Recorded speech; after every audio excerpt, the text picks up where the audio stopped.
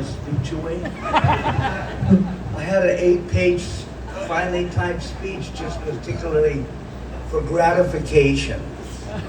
And you know, this case, I'm so honored.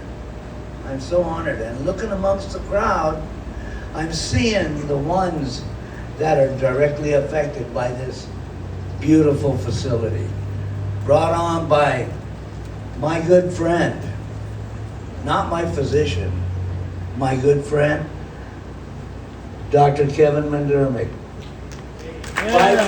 Five years ago, we spoke about this. He said, Johnny, you know, this can happen. And of course, I'm like all these other redundant Romanians and veterans. I'll believe it when I see it. Now look at this. This, to me, is like holding my first child. My first child. That's the honor that I feel right now. With the blessings from the man upstairs. Amen. And the blessings of what necessitates what we're all about as veterans. I came back to Guam after serving in the service, and our facility for veterans was a small closet with a little Palauan lady taking records. That was 50 or some years ago.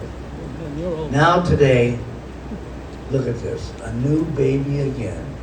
An extension of the concerns by our leaders, our captains, our admirals, our administrators in the VA. Anyway, I'm not going to take much time, but in gratification, and the best part, seeing all my brothers out there and young sisters in the veterans atmosphere, this is for you. I'm not getting old, I am old. But I'll tell you what, it's fun, it's exhilarating to see what unity can do, working together as a community, as a state, and everybody that's looking at me right now, is this fool gonna get off the stage? Let me bring on the lady who's really come a long way. My trainer, my manager, my co-host on the Vet Talk Show, Jimmy.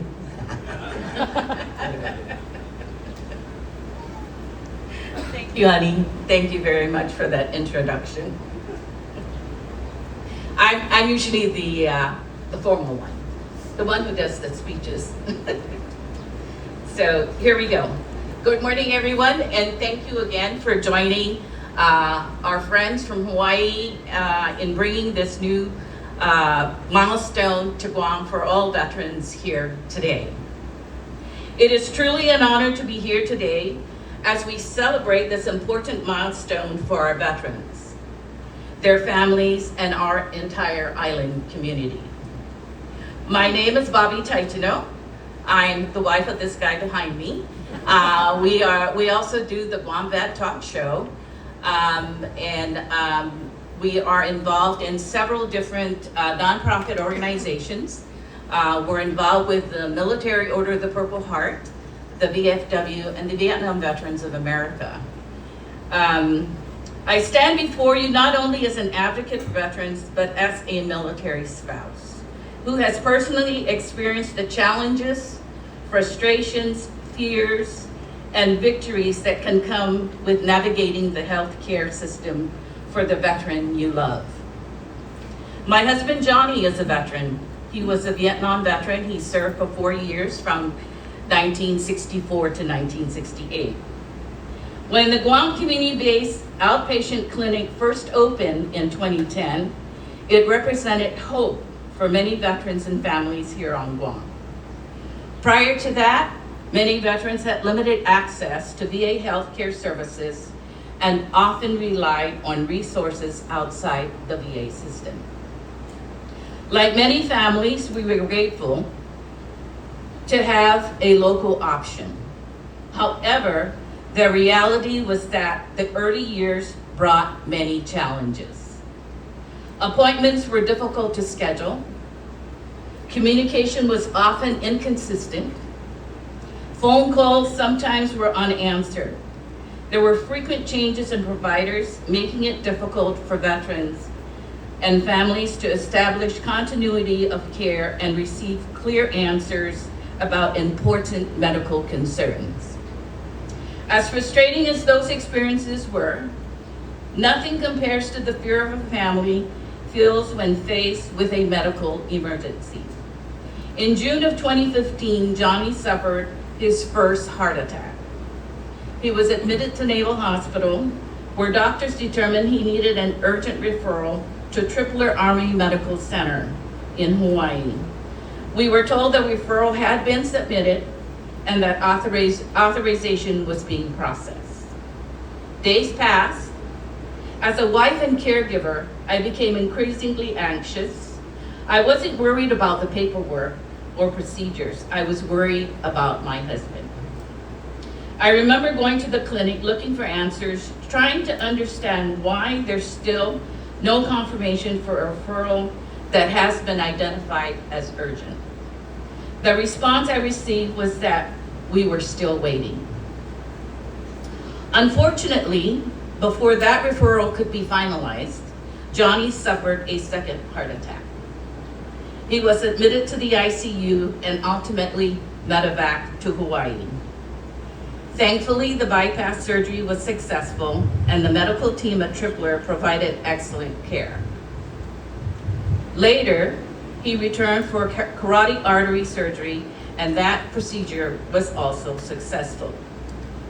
Today, when I reflect on those experiences, I remember the uncertainty, but I also remember the incredible healthcare professionals who worked tirelessly to save my husband's life. And I remember how important it is for veterans and families to have access to timely information, clear communication, and coordinated care. That is why today's celebration is so meaningful. Over the years, we have seen important improvements in veteran healthcare services here on Guam. We've seen additional providers added to the clinic.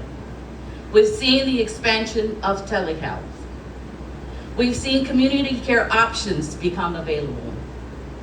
We've seen transportation services for veterans who need assistance getting to appointments. We've seen stronger travel support and expanded services designed to better meet the needs of our veteran community. Most importantly, we've seen people who are willing to listen.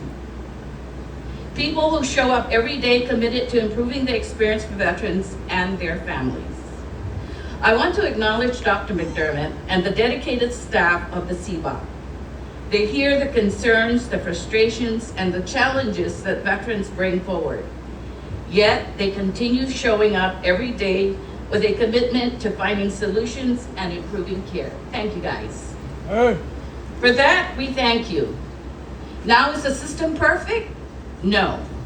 And honestly, no healthcare system ever will be. But perfection is not what veterans are asking for. Veterans want to know that they are being heard.